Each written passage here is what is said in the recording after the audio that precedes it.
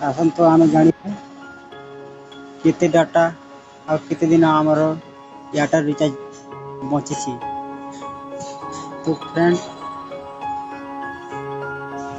शुरू करने पूर्व कह दि जाए सीके ऑफिशियल चैनल को सब्सक्राइब लाइक शेयर करंतु। चलो स्टार्ट करिबा। पहला आम प्ले स्टोर रे एयरटेल थैंक्स ऐप डाउनलोड करिबा। एयरटेल थैंक्स ऐप को गला परे जाइगी लॉगिन करिबा। लॉगिन कला परे देखो मोर 1003 MB आ 13 दिन मोर रिचार्ज पची एयरटेल पाई।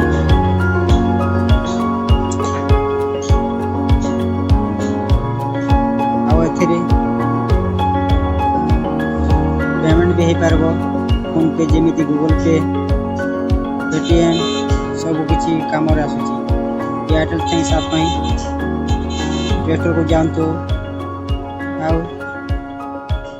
मोर डिस्क्रिप्शन लिंक रे अच्छी देदेवी सेठू भी डाउनलोड कर पारिबे। वीडियोटी भल लगी लाइक शेयर सब्सक्राइब करंतु। धन्यवाद।